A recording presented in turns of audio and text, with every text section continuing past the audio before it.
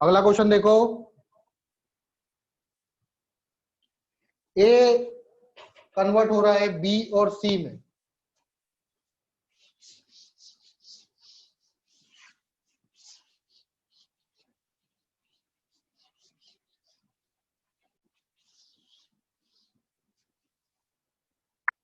ए convert हो रहा है बी और सी में, प्लस एनर्जी रिलीज हो रही है।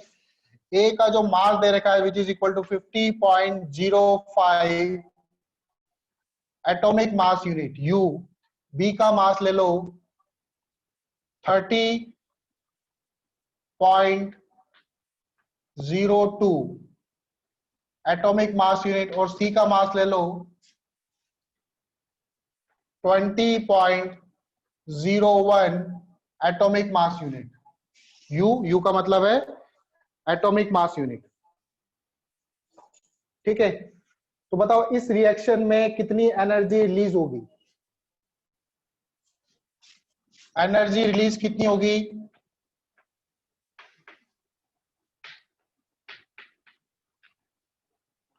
एनर्जी रिलीज फाइंड करना हमें। चलो, मास डिफेक्ट आएगा इसमें। जो प्रोडक्ट का मास है वो रिएक्टेंट का मास में अंतर है, तो जो मास में डिफरेंस होगा वही क्या होगा? बाय आपकी एनर्जी रिलीज। तो रिएक्टेंट का मास और प्रोडक्ट का मास, तो इसमें क्या करेंगे, रिएक्टेंट का मास कुछ ज्यादा आता है कंपेयर टू प्रोडक्ट के मास के, तो मास कहां चला जाता है? मास कन्वर्ट हो जाता है, ठीक है, जो एनर्जी रिलीज हुई।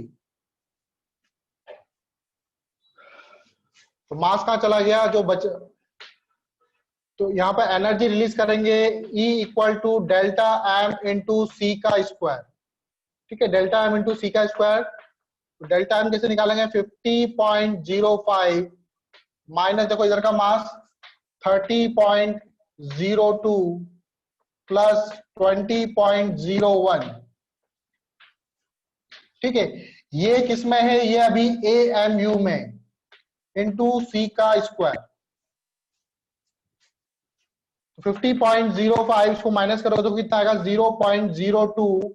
ये ए एम यू में आएगा, atomic mass unit, into C का स्क्वायर। तो मैंने पढ़ा था कि 1 A M U equal to कितना होता है? 931.5 मेगा इलेक्ट्रॉन वोल्ट। ठीक है, 1 A M U equal to होता है 931.5। इसके नीचे सी स्क्वायर भी आता है, अगर आप इसको क्रॉस मल्टीप्लाई करोगे तो 1 एएमयू की एनर्जी इक्वल टू होगी 931.5 mega electron volt divide by C square. ठीक है, तो एएमयू को कन्वर्ट कर दो इसमें,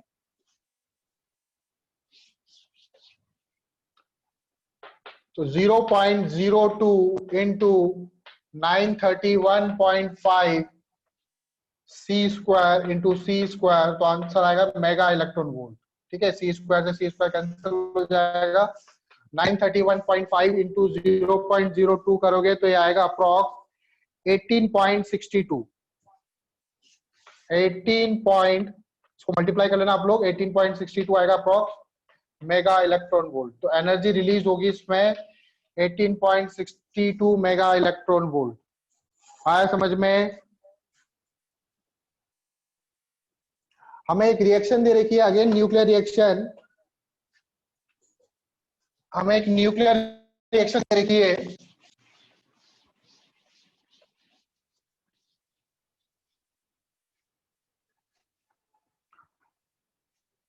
एक्स इसका एटॉमिक नंबर है 40, मास नंबर है 90। ये कन्वर्ट हो रहा है किसमें? ये कन्वर्ट हो रहा है वाई में, और वाई का जो एटॉमिक नंबर है वो 30 आ रहा है, और मास नंबर आ रहा है 66। प्लस इसके साथ कुछ अल्फा और बीटा पार्टिकल निकल रहे हैं। प्लस इसके साथ क्या हो रहे हैं? अल्फा और बीटा पार्टिकल निकल रहे हैं। हमें फाइंड करना है, find number of alpha and beta particle. कितने अल्फा निकल रहे हैं और कितने बीटा निकल रहे हैं, ये मुझे फाइंड करना है। Find number of alpha and beta particle. Solve करो बेटा। सॉल्यूशन देखते हैं इसका। बहुत ही इजी है, एक बार सीख लोगे फिर भूलोगे नहीं आप। क्या करना है, x कन्वर्ट हो रहा है, x का मास है, एटॉमिक नंबर है 40, मास नंबर है 90, ये कन्वर्ट हो रहा है y में, इसका एटॉमिक नंबर है 30, मास नंबर है 66। ठीक है, मास नंबर है 66। ठीक है, अब मैंने मान लिया कि मान लो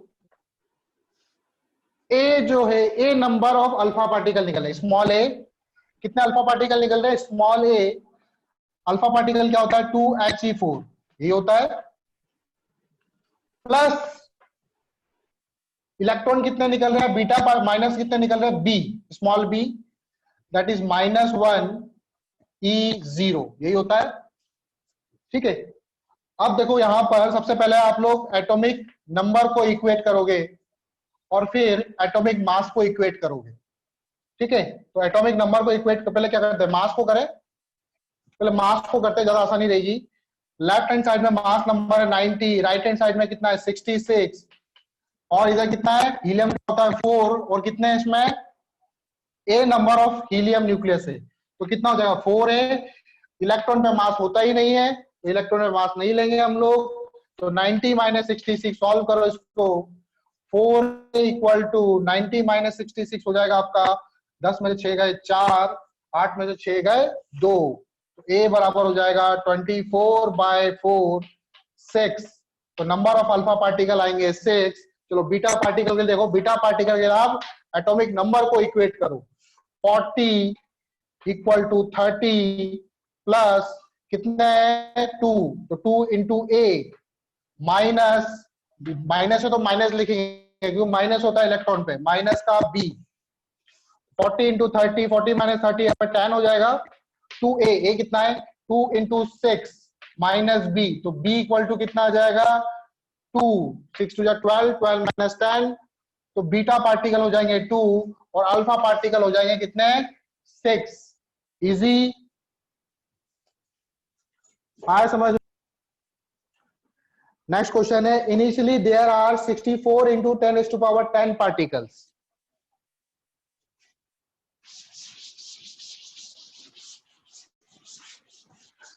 हमने कोई सैंपल लिया और उस सैंपल में इनिशियली जो पार्टिकल्स है वो कितने, initially there are 64 into 10⁻10 particles. There are 64 into 10⁻10 particles. ठीक है, इतने पार्टिकल्स है हमारे पास। हाफ लाइफ है जो टी हाफ, वो गिवन है 2 आवर। तो मुझे बताना है कि 120 आवर के बाद, सॉरी 120 नहीं, 12 आवर के बाद कितने पार्टिकल बचेंगे। Find particle remaining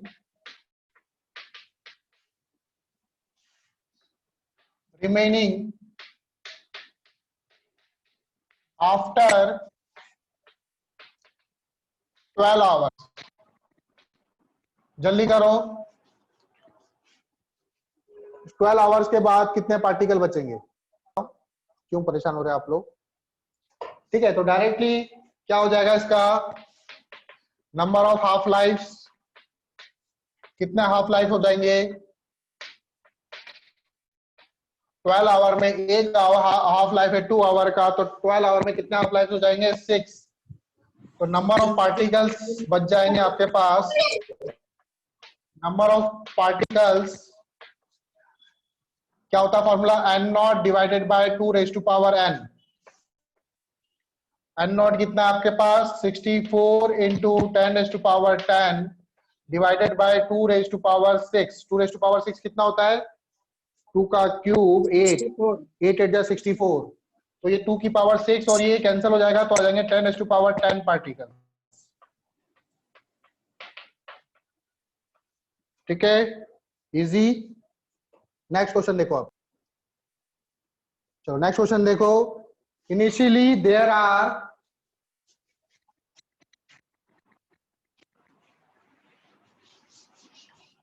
6.25. Initially there are 6.25 into 10 to power 10 particle. 6.25 into 10 to power 10 particles. ठीक है, इतने पार्टिकल दे रखे. इफ आफ्टर 1 आवर, 1 घंटे के बाद 20% पार्टिकल्स क्या हो जाते हैं, डिके हो जाते हैं. After 1 hour 20% particles have decayed.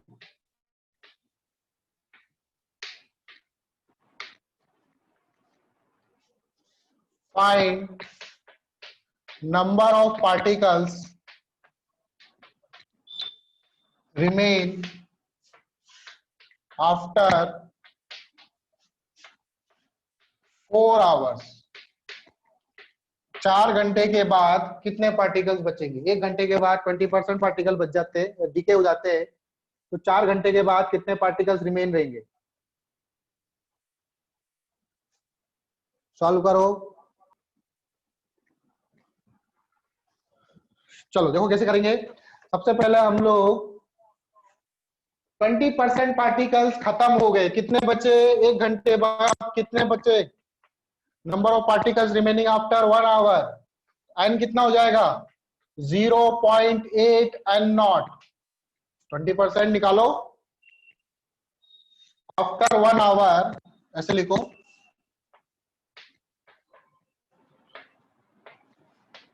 Particle remaining 1 घंटे के बाद कितने पार्टिकल बच जाएंगे. 20% मान लो इनिशियली पार्टिकल थे N not minus 20% of N not. Solve करोगे आप इसको. सही कर रहा हूं मैं.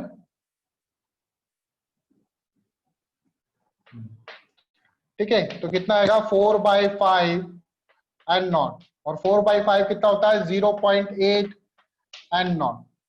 तो 0.8 एन नॉट पार्टिकल्स आपके बचेंगे. तो हम लोगों को फॉर्मूला पता है N equal to N not. किसी भी टी समय पे एट एनी टाइम टी के लिए फॉर्मूला है हमारे पास. किसी भी टी समय के लिए formula N equal to N not E to the power minus lambda T. N की जगह वैल्यू पुट कर दो कितनी 0.8 एन नॉट. टाइम हमें पता ही है, यहां से हम लैम्डा की वैल्यू निकालेंगे. ई माइनस लैम्डा टी कितना है 1 आवर, तो 1 लिख देंगे. एन नॉट से एन नॉट कैंसिल, तो ई इक्वल टू कितना हो जाएगा ई लैम्डा 0.8 को आप 4/5 ही लिखो, ज्यादा सही रहेगा. तो हो जाएगा 5/4. हाँ 4/5 कैसे आया सर. यहाँ पे 1/5 बचा ना बेटा. 1/5 बचा, एलसीएम लिया. Yes sir. ठीक है, तो देखो यहाँ पे 0.8 को आप 4/5 ही लिखो. तो ई लैम्डा क्या हो जाएगा आपका 5/4. ई लैम्डा क्या हो जाएगा 5/4. तो लैम्डा इक्वल टू क्या हो जाएगा, देखो यहाँ फर्दर सॉल्व करो. लॉग ले लो दोनों तरफ, लॉग ले लेंगे यहाँ पे. तो ये लैम्डा हो जाएगा, इस तरफ हो जाएगा ln 5/4. तो लैम्डा की वैल्यू क्या आई, लैम्डा की वैल्यू आई आपके पास 5/4. लैम्डा आपको पता चल गया, डीके कांस्टेंट आपको पता चल गया. तो हम लोग अब क्या कर सकते हैं इजीली, किसी भी टाइम पर नंबर ऑफ पार्टिकल्स कितने बचेंगे वो निकाल सकते हैं. तो number of particles remaining after 4 hour, number of particles after 4 hours remaining after 4 घंटे, क्या हो जाएगा N not E to the power, इसको एन मान लो, एन डैश कर लो, माइनस लैम्डा टी. टी की जगह रखेंगे अब क्या हम लोग, टी की जगह रखेंगे 4 घंटे. एन नॉट कितना आपके पास 6.25. तो 6.25 इंटू 10⁻10 ई की पावर लैम्डा कितना है आपके पास ln 5/4 इंटू टाइम कितना है 4. ठीक है, इसको फर्दर सॉल्व करेंगे हम लोग. अब देखो लॉग में मैंने बताया था ये 4 मल्टीप्लाई में है तो पावर में चला जाएगा 6.25 इंटू 10⁻10 e की पावर माइनस ln 5/4 क्या हो जाएगा, इसकी पावर में चला जाएगा 4 हो जाएगा ये। अब e की पावर है, इसको भी ऐसे कर दो, ये माइनस भी आगे ऊपर चल जाएगा, -4 हो जाएगा। ठीक है, तो e की पावर ln x हो तो हम इसको क्या लिख सकते हैं, x लिख सकते हैं। तो क्या हो जाएगा ये 6.25 इंटू 10⁻10 तो e की पावर में तो क्या हो जाएगा 5/4 की पावर -4, 5/4 की पावर -4, उल्टा कर देंगे इसको 6.25 10⁻10 नीचे आ जाएगा 5 इंटू 5 इंटू 5 इंटू 5 ऊपर हो जाएगा 4 का स्क्वायर या 4 की पावर 4। ठीक है, उल्टा हो गया 5 5 25। ठीक है, ये कैंसिल हो जाएगा 6.25 नीचे यहाँ पे 2 0 लगा दो आप चाहो तो पॉइंट हटा के, तो 4 4 जा 16, 16 का स्क्वायर क्या होता है 256। तो फाइनली आंसर आएगा आपके पास 2.56 इंटू 10⁻10। ये आपका एन डैश हो जाएगा। आया समझ में? 2.56 इंटू 10⁻10 कितने पार्टिकल्स बचेंगे आपके पास। नेक्स्ट क्वेश्चन, डीके कांस्टेंट दे रखा है हमको लैम्डा। एक क्वेश्चन मैं आप लोगों को होमवर्क के लिए दूंगा।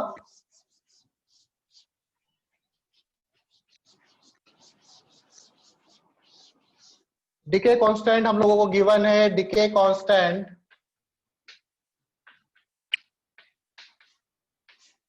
हम लोगों को गिवन है लैम्डा। ठीक है, find probability that a nuclei is alive at t equal to t।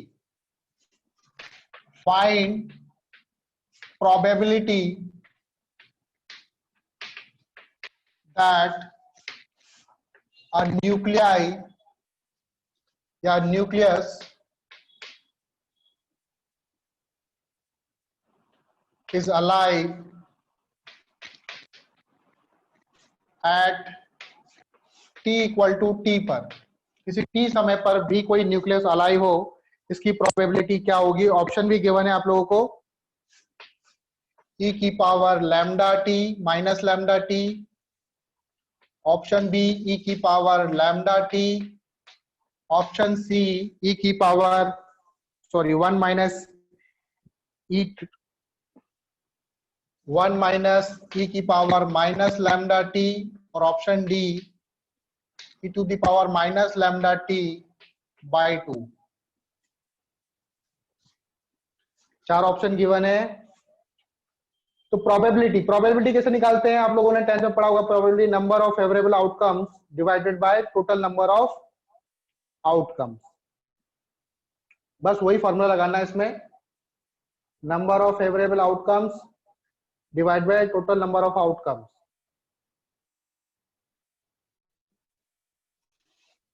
ठीक है, तो कैसे होगा, प्रोबेबिलिटी होती है